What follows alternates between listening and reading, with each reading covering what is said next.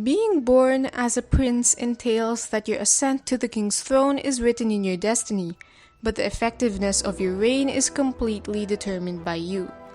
I was an OG fan of Chief Justice Neuvillette from the time before he even had an appearance. Yes, from the time when we thought he was a woman or female presenting based on his name shown in Nahida's drip marketing last year, and I was mainly drawn to the insight he demonstrated in his coat and his major role in Fontaine society. Thus, I wanted to focus on that aspect of his character rather than the really weird question marks present in his own drip marketing. That's because, as I've said, I'm really attached to this lovely angel, and sometimes you have lore theorists focusing too much on what a character is rather than who they are. However, the question marks have been really bothering me lately, and I think discovering his physical nature can also give us an insight into who he is. So today, I'm going to examine and refine the prevailing lore theory about Monsieur Neuvillette's true identity and use that to gather some insights on his personality. But before that, if you think you might find these kinds of content interesting, then do make sure to hit the subscribe button to catch more of my future releases. So I will not beat around the bush. It is already in the title that most people are guessing that Neuvillette is the dragon sovereign of water.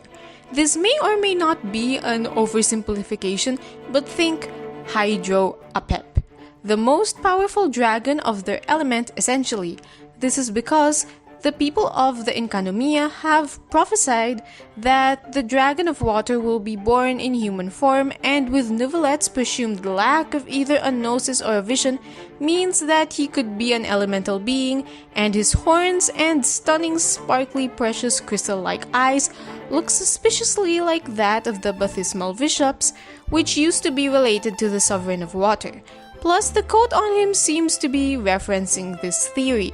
However, I've always found this concept weird because people usually interpret the prophecy to be related to reincarnation, but Neuvillette seems far too different from the old dragon of water. But first, let me discuss the typical concept of reincarnation only in terms of story tropes, because apparently in real-life religions, there are a few differences between reincarnation and rebirth that could potentially be contentious.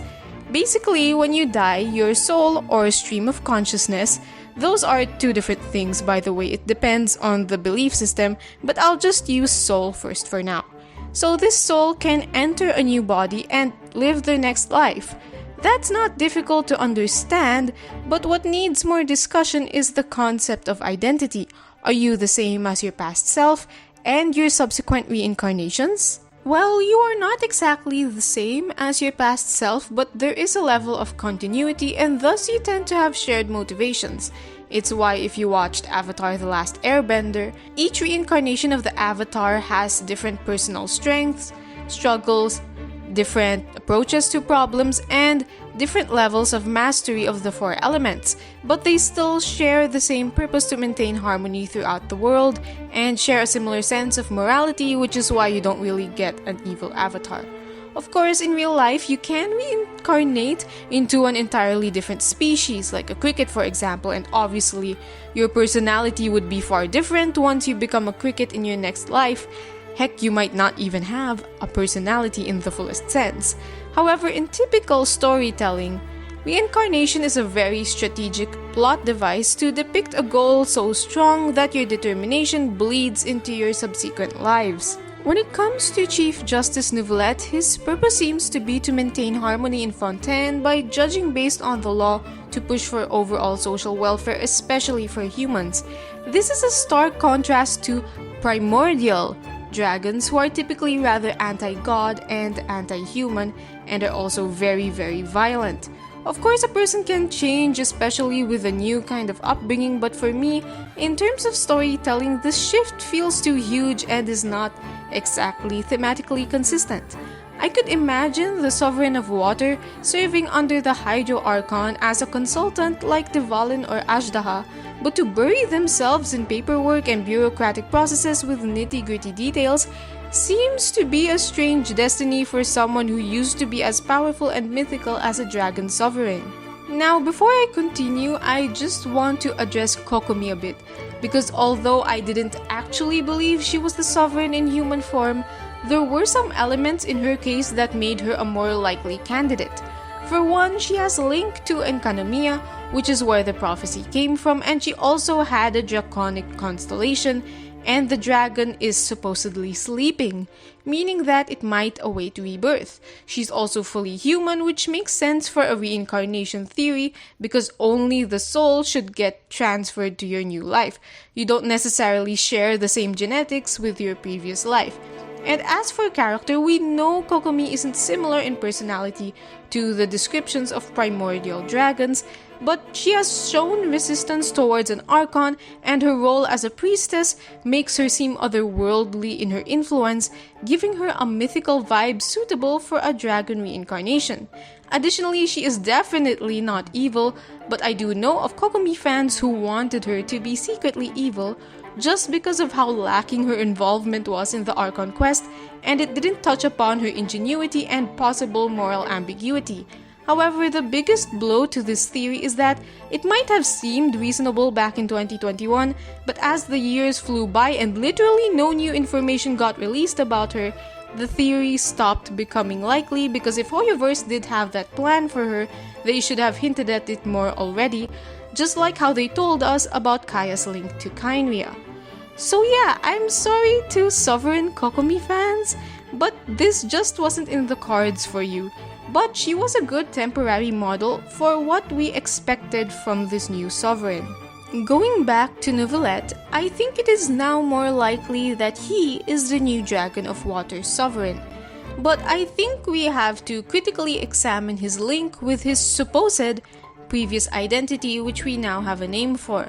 People have been guessing that the name of this old Dragon King of Water was Scylla, and unlike your typical primordial dragon, he was willing to submit to and even assist a god king called Remus who ruled over human society under a kingdom known as Remuria, showing that Scylla was far more reasonable as a dragon compared to someone like Apep with their prickly personality.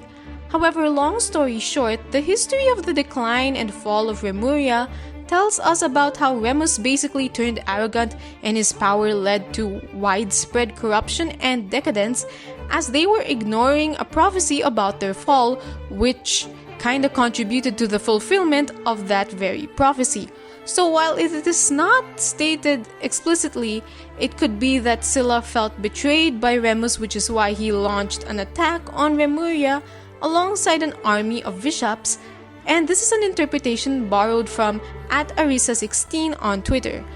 Hence, if we were to make a character analysis of a dead dragon, we can maybe say that Scylla has a strong sense of righteousness and seeks to punish arrogant wrongdoers in a sense.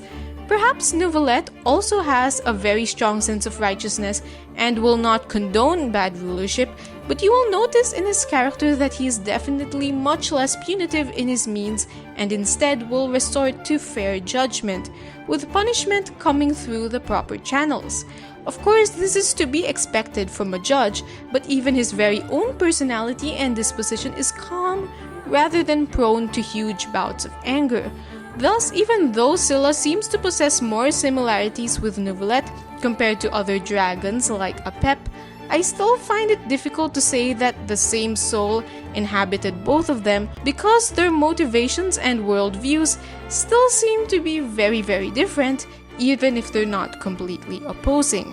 With this, I decided to look more into the Byakuyakoku collection, where we get information on the prophecy of the new Dragon of Water Sovereign.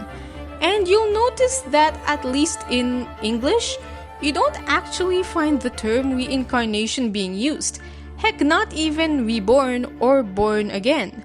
And if you check the description of Bolt Eater Baptismal Bishop hatchlings, it says, a new generation of sovereigns is presently being born, and notably describes the next Dragon of Water to be a new one.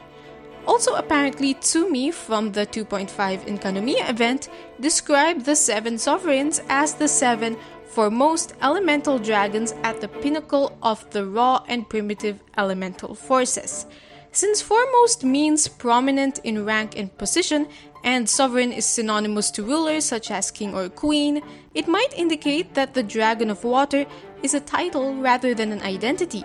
So it could mean that what we're looking for is not the soul of the previous Dragon of Water in another body, but what we might be anticipating is the next strongest dragon in a sense, with the most powerful and masterful manipulation of the hydro element. With all this information, I was now put into a conundrum of sorts, trying to figure out how Chief Justice Neuvillette could be the new Dragon of Water, but the new perspective that he might not be a reincarnation opened up some interesting new possibilities.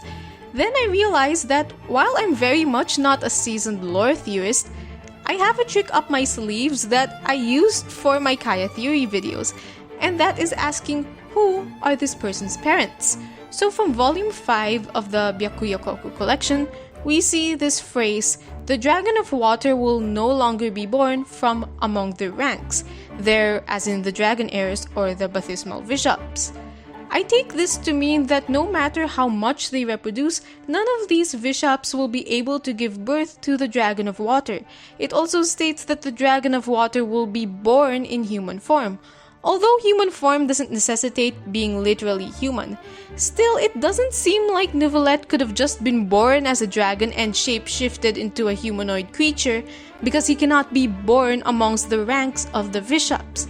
And he can't simply be like a dragon soul in a human body, because that can't explain the presence of draconic features in his physical form. Hence, I would like to invite you to consider my actual lore theory, which I dub as the Jesus theory. Yes, I know, kinda strange, but hear me out.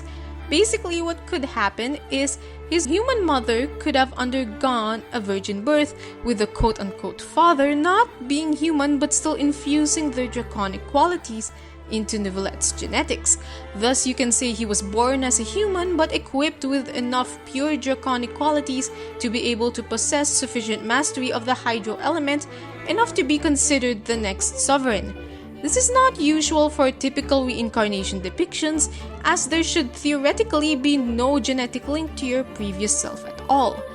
There's also this Christian rhetoric surrounding Jesus, in that he's not half God, half human, but instead fully God and fully human. And I wonder if they'll use similar rhetoric for Neuvillette, although it's not guaranteed, of course.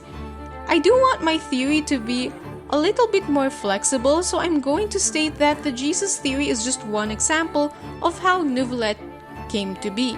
It could be that he has both a human father and a human mother, but had his genetics also infused with Scylla's through strange means. It could also be that he popped out of Scylla somehow, similar to how Athena sprung from Zeus's head, or even Aphrodite springing from the sea, with conflicting information on whether she had a mother or not. Although I'm definitely not an expert here. Basically, I think it is possible that Neuvillette originated from any kind of unnatural conception, meaning conception done without the process of copulation, at least between human and dragon or dragon and dragon. So, if you have any more ideas of unnatural means of conception, then it could work.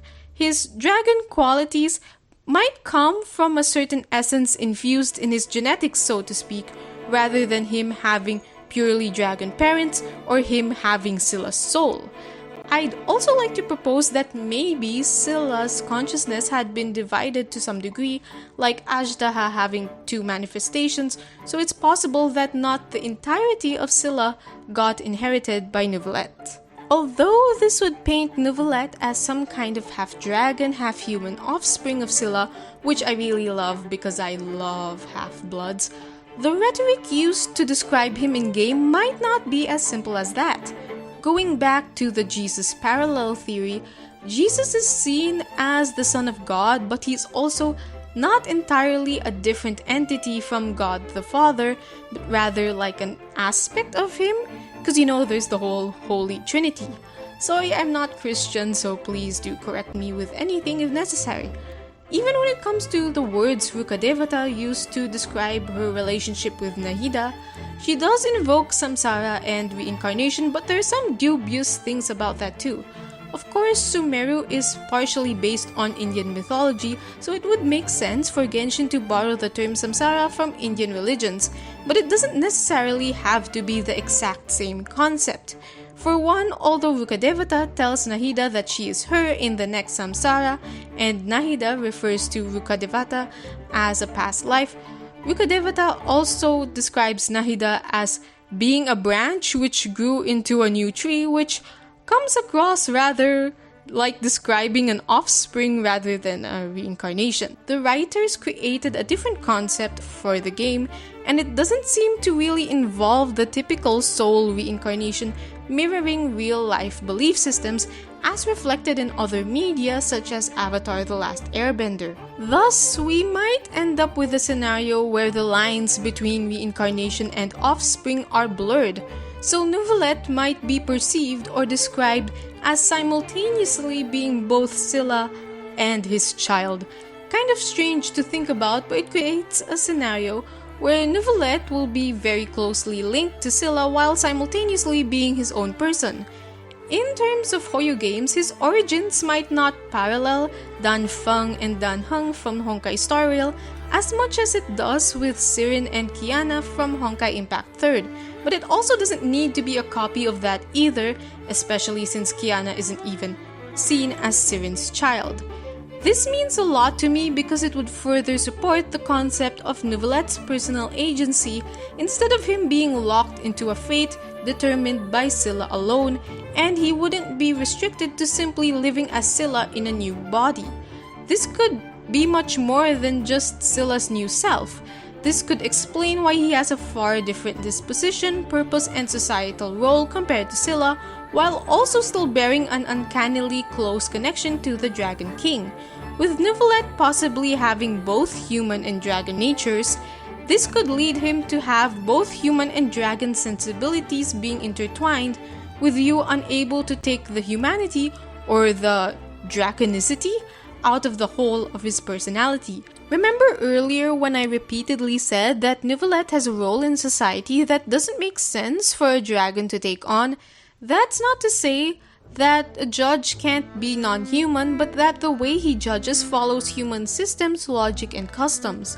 You can have many examples of divine judgment like gods determining your fate in the afterlife, like Ma'at from Egyptian mythology who weighs her feather against human hearts, which represents their souls, but this kind of judgment is a holistic assessment of a person's overall morality and righteousness, which is not something that judges in court do.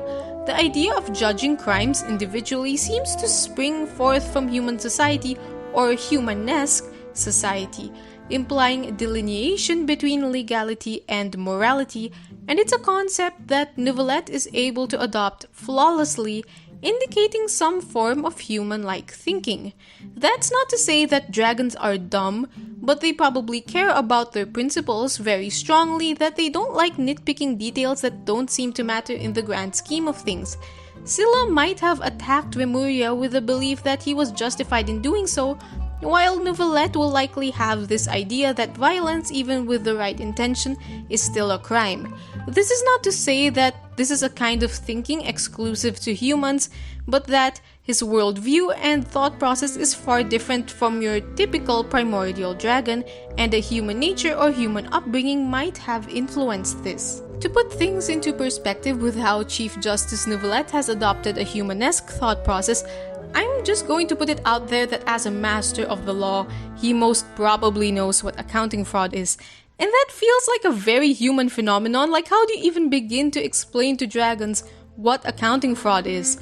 First, you have to explain to them what accounting even is and its elements such as assets, liabilities, and equity, which, by the way, do dragons even count that?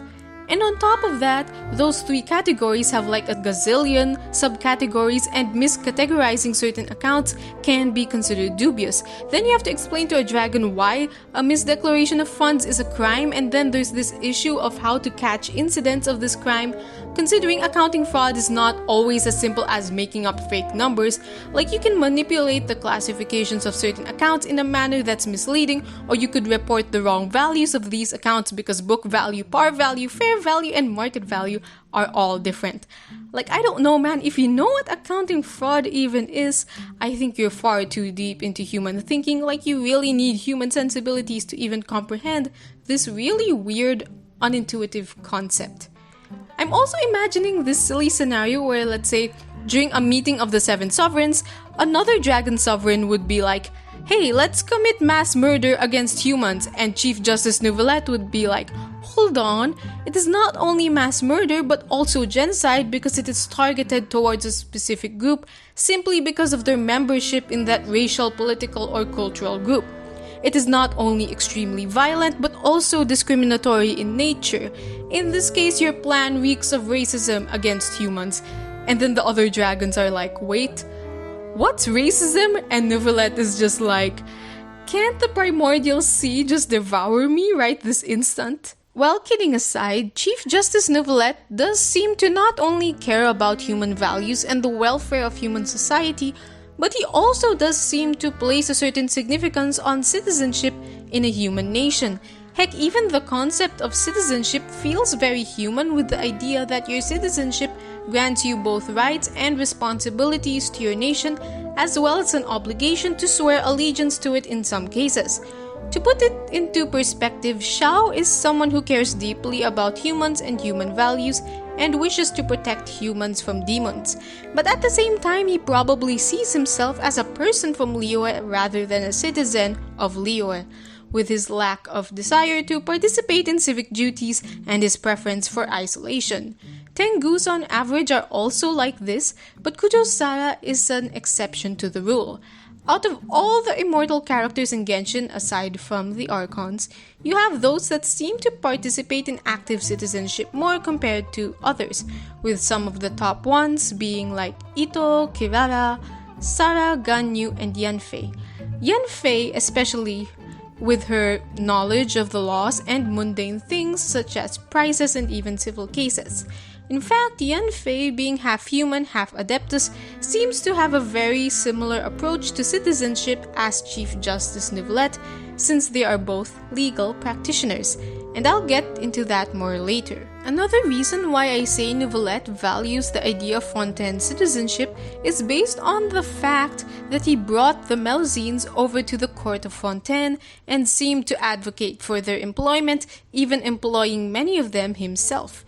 If he didn't think citizenship in a human country was all that great, then he would have just taught them to develop their own society separate or even secluded from humans.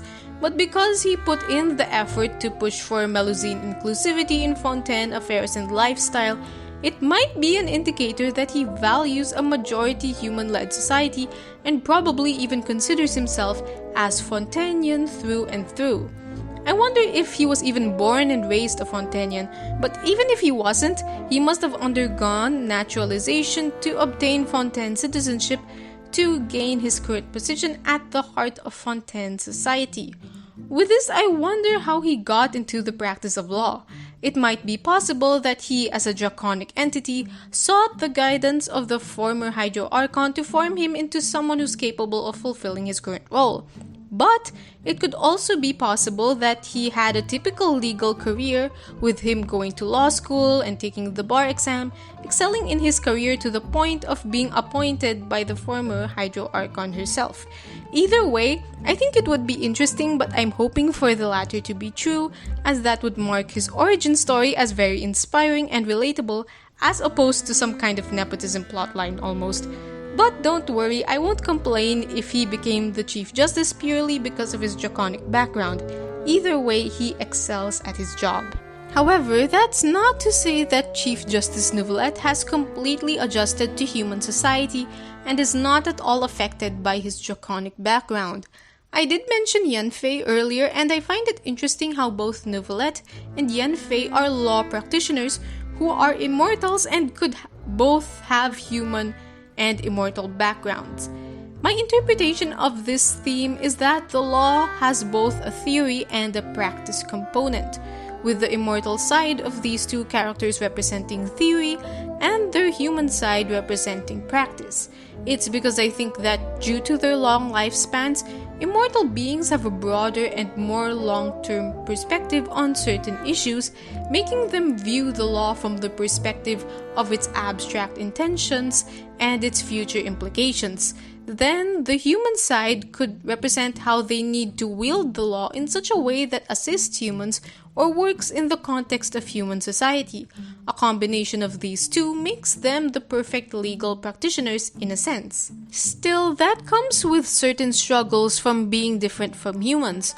Although Yanfei is likable enough and not awkward with humans, she experiences difficulties with dealing with civil cases such as divorces and custody battles because she can't understand and much less empathize with their degree of folly, even though these are all part of the human experience.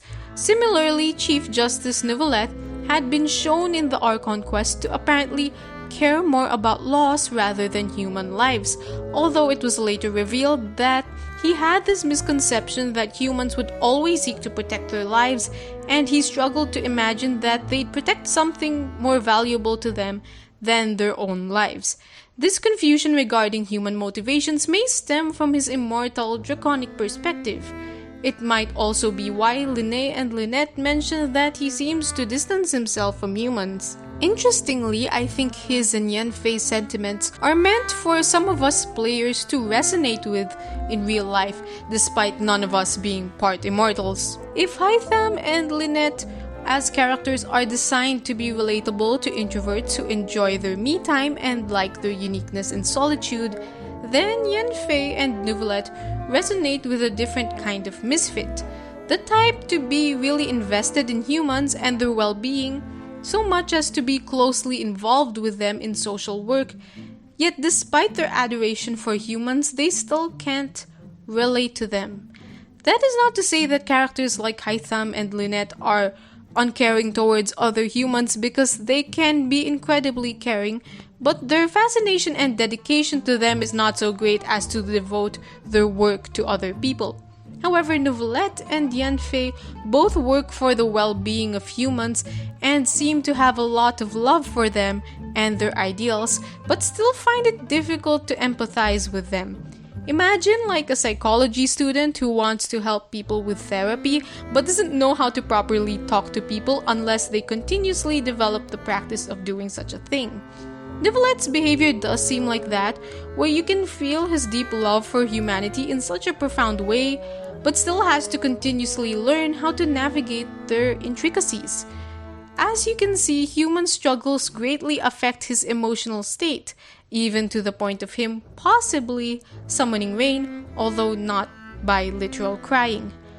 And ironically enough, that feels like a very human experience too. Basically, the point is his draconic background might make it difficult for Neuvillette to sympathize or empathize with humans, but at the end of the day, it doesn't really diminish his admiration and respect for them. Quite an interesting take, and possibly even a subversion of what a dragon sovereign should be like. Overall, my impression of Monsieur Neuvillette from the first two acts of the Fontaine Archon quest is that his heart and soul are as pure as water, possessing an incredible amount of fairness, righteousness, and compassion. Thus, while I think it is important to speculate on what Neuvillette's true nature is, it's more important for us to see the beauty of his character, as in his personality and disposition. He may be the new Dragon of Water Sovereign, but he can ultimately use his powers according to his own will, which could be far different from that of his predecessor, and it'll be very interesting to see how it plays out. So after this somewhat lengthy combination of both lore theorizing and character analysis, I hope you've begun to see Chief Justice Neuvillette for his true self, influenced by his draconic background, but also going beyond it. If you like this little analysis of mine, I hope you can support this channel by subscribing to me so you can catch more future videos like this one. Especially if you're excited for Fontaine character analyses, although I won't restrict myself to them, of course. Anyway, I hope you had a great time and I'll see you next time.